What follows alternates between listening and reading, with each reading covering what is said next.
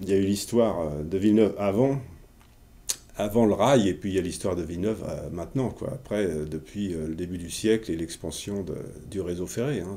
Le PLM, tout le monde en a vécu, et tout le monde a fait, ma foi, avec sa famille, et des histoires de trains à vapeur ou électrique. Dès que le chemin de fer a existé, les 3/4 des habitants venaient de l'Ardèche, du Gard, de cette région-là, et ils venaient pour travailler au PLM. Paris-Lyon-Méditerranée. C'était le nom du chemin de fer, qui a été nationalisé, ça s'appelle la SNCF maintenant, quoi. Oui, je suis née à Villeneuve, rue d'Alembert. Mon père travaillait au chemin de fer. Il était venu dans les années 30 du Midi. Comme il était célibataire avec un certain nombre d'autres célibataires, on les a envoyés aux ateliers SNCF de Villeneuve. Et il s'est marié à Villeneuve en 1935, avec non pas une Villeneuvoise, mais une fille de son village qui était venue, elle, travailler à Paris. Mon père était l'aîné de sa famille. Il a fait venir pour travailler à Villeneuve au chemin de fer son frère le plus jeune. Et ma mère, son frère aîné, était arrivé à Villeneuve, était rentré au chemin de fer avant l'arrivée de mon père. C'était un bassin d'emploi, comme on l'appellerait aujourd'hui, très très important, quoi.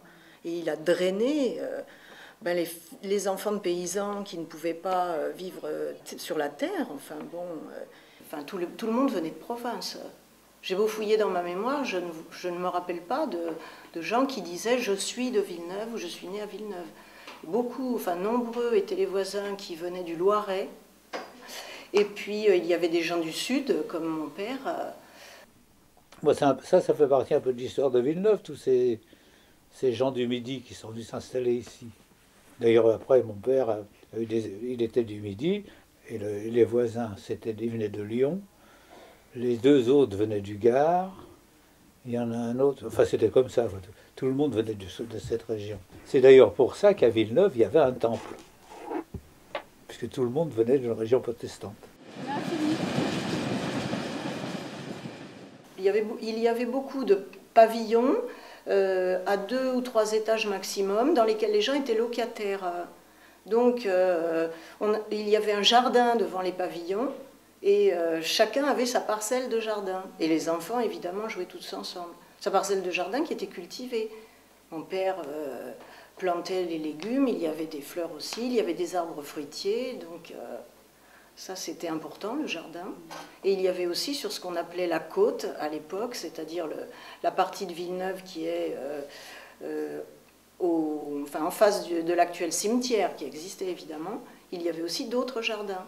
Et certains Villeneuvois louaient un jardin sur la côte. Alors on y allait en promenade, on allait en vélo sur la côte, mes parents n'avaient pas de voiture. Et on montait, aider notre père, jouer, pique-niquer quand il faisait beau. Le plateau et la ville, c'était comme s'il y avait deux Villeneuve-Saint-Georges. Ils n'avaient rien à voir l'un avec l'autre. Je pense que c'était quand même toutes les maisons les plus bourgeoises, hein, dans ce coin-là. Du côté de la rue Bellevue, de la ruelle du Parc. D'ailleurs, on le voit encore, il y a des très belles maisons. Hein. Il y avait des quartiers qui étaient quand même plus cotés que d'autres. Hein. Parce que bon, vous alliez aux HPM, là, c'était pas du tout pareil. Hein. C'était les quartiers ouvriers. Hein. C'était... Quand j'étais enfant, il passait dans notre rue tous les 2 jours, le laitier en voiture à cheval. Quand je raconte ça à mes enfants, j'ai l'air d'être née au Moyen-Âge.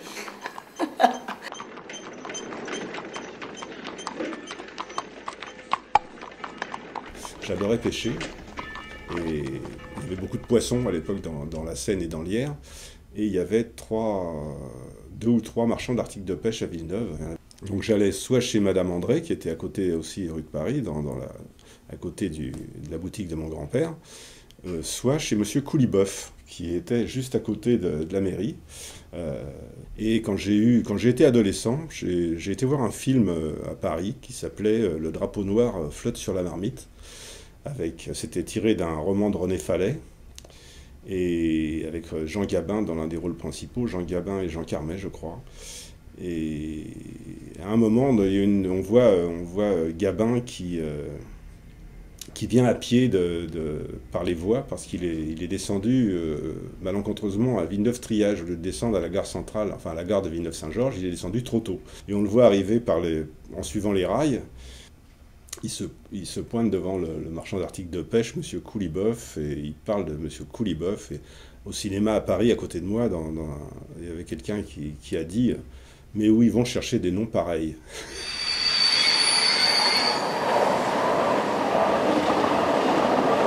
Moi, j'ai eu des avantages par rapport aux gosses de maintenant, parce qu'il y avait des terrains vagues. Toi. Toute la partie où tu vois, là, quand tu reprends sur Paris, il y a un truc qui s'appelle... il y a un pont de chemin de fer, avant le carrefour. Il y a un truc qui s'appelle Suzanne, il y a une cimenterie, il y a Valtrans, il y a Jeffco, c'est des grosses sociétés. Et tout ça, avant, c'était des lacs. En fait, c'était des gravières. Alors bon, on faisait du feu, on mettait des bombes d'aérosol là-dedans, ça explosait. On faisait des radeaux avec les bidons, tu vois, avec les gros bidons de 200 litres, avec des planches, puis on allait se balader sur l'eau. On allait à la pêche, et le poisson on le mangeait avec des patates grillées dans la braise. Et donc on y allait là, nous, à la pêche et machin, on allait sur les voies ferrées attraper les lézards, toi. Moi j'aime attraper les lézards, les tritons, les grenouilles. Et c'est vrai que ça c'est un truc que j'aimais bien, quoi. En fait on n'emmerdait personne, parce qu'il y a beaucoup de cités qui sont construites, et maintenant il n'y a plus ces terrains, ce qui fait que les gens sont tassés à des endroits, dans les halls et autres, et ce qui fait, je pense, un peu qu'ils participent à l'attention, quoi.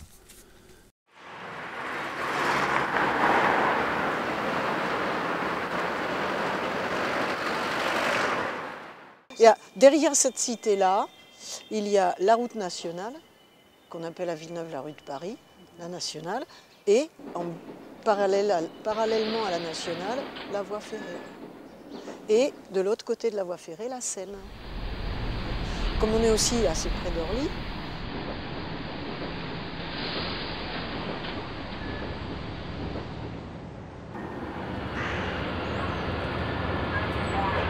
parce qu'on est quand même actuellement à 700 mouvements d'avions par jour. Je suis venue ici pour des raisons économiques, quoi. J'ai trouvé à Villeneuve un appartement dont le prix me convenait. J'avais une amie qui habitait à Villeneuve. La fenêtre était ouverte, c'était au mois de juin. Et alors j'entendais les avions les uns derrière les autres. J'ai dit mais il faut être cinglé pour venir habiter ici. Jamais je viendrais habiter un bled pareil. Et puis je sais pas, 1 an ou 2 après, finalement, je suis arrivée à Villeneuve. Et moi ce qui m'a fait drôle en arrivant, c'était il y a 30 ans. Hein. C'était un côté province. J'aimais bien ce petit côté province. Et enfin moi ce que je déplore maintenant c'est cette explosion de voitures là.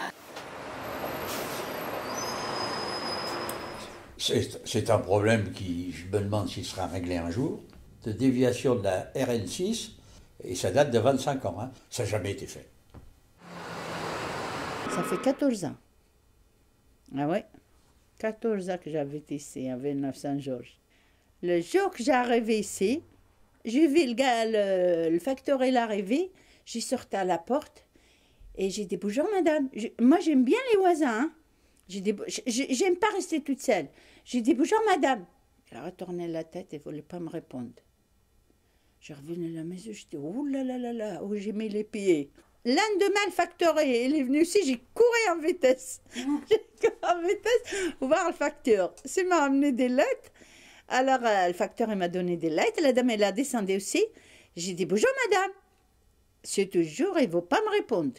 2 fois. Ah là là, c'est grave. C'est ma voisine. Il en a besoin de moi, j'ai besoin d'elle. On ne sait jamais qu'est-ce qui va arriver dans la vie. Nous sommes 2 dans la rue. Et il est obligé de me parler. Troisième fois. Troisième fois, le facteur, il arrive, j'y cours aussi dans la boîte à lettres comme une folle. J'arrivais, il a descendu la dame, j'ai dit, madame, bonjour madame. Bon, je l'ai fait rigoler, j'ai dit, rends mon bonjour. Ça fait 3 fois que je dis bonjour, tu ne me réponds pas. Pourquoi madame, qu'est-ce que je t'ai fait? Alors il m'a dit, mais non, il m'a dit, tu sais, les Arabes, ils sont méchants, ils sont des voleurs. J'ai dit, non, il ne faut pas dire ça. J'ai dit déjà, moi, je ne suis pas une arabe, je suis une kabyle. Et j'ai dit, en plus de ça, et tout le monde, il y a des méchants, il y a des gentils. Il ne faut jamais réagir comme ça. Et j'ai dit, moi, je suis très gentille et j'aime pas que j'habite ici sans les voisins. Et la dame, elle était morte de rire. Et le pile jour, eh ben, il me dit bonjour à elle première. Elle est venue, c'est ma copine.